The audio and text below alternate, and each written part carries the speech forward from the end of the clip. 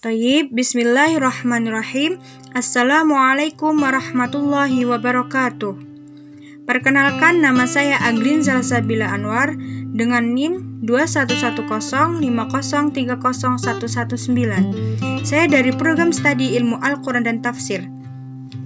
Pada kali ini saya akan menyampaikan materi dari mata kuliah Tauhid Klasik dan Kontemporer, yaitu dengan judul Teologi Islam Klasik. Pada materi ini akan terdapat beberapa pembahasan, yaitu pertama mengenai aliran Khawarij, kedua aliran Murji'ah, ketiga aliran Syiah, keempat aliran Qadariyah dan Jabariyah, kelima aliran Mu'tazilah, dan yang paling terakhir adalah aliran Ahlus Sunnah wal Jamaah. Untuk yang pertama yaitu aliran Khawarij. Aliran Khawarij adalah kelompok orang-orang yang keluar dari barisan Ali bin Abi Thalib karena sikapnya yang mau menerima perdamaian dalam menyelesaikan sengketa kekhalifahan dengan Muawiyah bin Abi Sufyan. Pada aliran Khawarij ini terdapat beberapa sekte, yaitu sekte yang pertama adalah kaum Al-Muhakimah, kedua Al-Azariqah, ketiga Al-Najadat, keempat Al-Ajaridah, kelima As-Sufriyah, dan keenam Al-Ibadiyah. Untuk sekte yang pertama yaitu kaum Al-Muhakimah. Sekte Al-Muhakimah merupakan generasi pertama yang terdiri dari pengikut Ali dalam perang Siffin. Mereka kemudian keluar dari barisan Ali dan berkumpul di Harurah dekat Kufah untuk menyusun kekuatan guna melakukan pemberontakan terhadap Ali bin Abi Thalib. Mereka disebut Al-Muhakimah sesuai dengan prinsip dari golongan mereka, yaitu La hukma illallah, tidak ada hukum selain hukum Allah.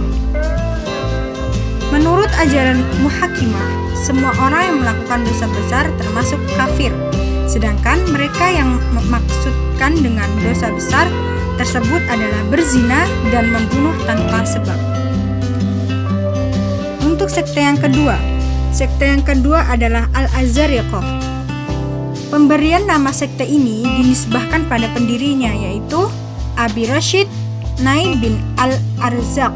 Menurut para ahli sejarah, sekte ini dikenal paling ekstrim dan radikal daripada sekte-sekte lainnya. Baik, yang ketiga adalah sekte Al-Najadat. Nama sekte ini berasal dari nama pemimpinnya, yaitu Najadah bin Amir Al-Hanafi. Sekte ini memiliki pemahaman yang sama dengan Al-Azariqah karena mereka tidak setuju dengan term musyrik yang diberikan kepada orang yang tidak mengikuti paham Al-Azariqah. Menurut mereka, orang Islam yang tidak sepaham dengan mereka halal untuk dibunuh, walaupun itu perempuan atau anak-anak. Karena apa? Karena mereka berpikir bahwa orang-orang yang tidak mengikuti paham mereka menganggapnya musyrik. Untuk yang keempat adalah Al-Ajaridah. Al-Ajaridah adalah pengikut Abdul Karim bin Ajrad. Menurut mereka, hijrah bukan merupakan kewajiban, akan tetapi kebajikan. Sehingga bila pengikutnya tinggal di luar kekuasaan mereka tidak dianggap kafir. Yang kelima adalah As-Sufriyah. Sekte ini adalah pengikut Ziyad bin Al-Asfar. Menurut kelompok ini, orang yang melakukan dosa besar dikenakan had sebagaimana yang telah ditentukan oleh Allah Subhanahu wa Ta'ala. Akan tetapi, paham mereka tidak berbeda jauh dengan golongan Al-Azariqah. Oleh sebab itu, mereka merupakan golongan yang ekstrim. Dan yang terakhir adalah Al-Ibadiyah. Aliran ini dipimpin oleh Abdullah ibnu Ubad. Mereka merupakan penganut paham Khawarij yang paling moderat dan luas, serta paling dekat dengan paham Sunni, sehingga aliran ini masih bertahan sampai sekarang. Untuk yang kedua adalah aliran Murji'ah. Nama Murji'ah ini diambil dari kata arja'a yang berarti menangguhkan atau mengakhirkan. Mereka menangguhkan persoalan golongan-golongan umat Islam yang berselisih dan yang telah banyak mengalirkan darah sampai hari pembalasan nanti, dan mereka tidak menentukan hukumnya bagi setiap yang berselisih. Dalam aliran Murji'ah ini terdapat beberapa sekte, yaitu yang pertama ada sekte Yunusiyah, yang kedua As-Sahiliyah, Yang ketiga Al-Ubaidiyah, yang keempat Al-Ghosaniyah, kelima As-Saubaniyah, dan yang paling terakhir adalah At-Tumaniyah.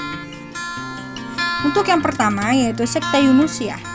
Sekte Yunusiyah ini memiliki tokoh yaitu Yunus bin Aun An-Namiri yang berpendapat bahwa iman ialah mengetahui Allah, tunduk, patuh, dan meninggalkan sifat-sifat kesombongan dan cinta dalam hati. Yang kedua adalah As-Sahiliyah. Tokohnya ialah Abu Hasan As-Sahili. Beliau berpendapat bahwasannya iman ialah mengetahui Tuhan dan kufur ialah tidak mengetahui Tuhan. Yang ketiga adalah Al-Ubaidiyah. Tokoh dalam sekte ini ialah Ubaid Al-Maktab. Beliau berpendapat bahwa dosa syirik itu dapat diampuni. Yang keempat adalah Al-Ghosaniyah. Al-Ghosaniyah ini memiliki tokoh yaitu Ghossan Al-Kufi. Beliau berpendapat bahwa amal tidak sepenting iman. Dan yang kelima adalah As-Saubaniyah. Tokohnya ialah Abu Syauban Al-Muri. Pendapatnya, iman ialah sesuai dengan akal dan amal, tidak campur tangan dengan iman. Yang keenam adalah At-Tumaniyah. At-Tumaniyah memiliki tokoh yaitu Abu Mu'az At-Tumani.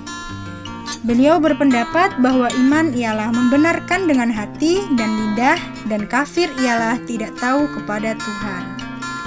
Yang ketiga adalah aliran Syiah.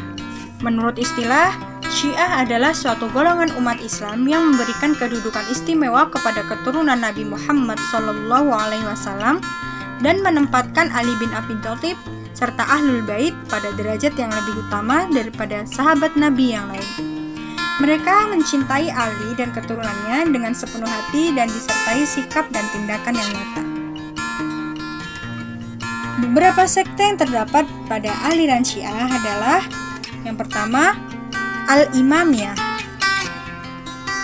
kedua Az-Zaidiyah, ketiga Ismailiyah, keempat Goliyah atau Gulah.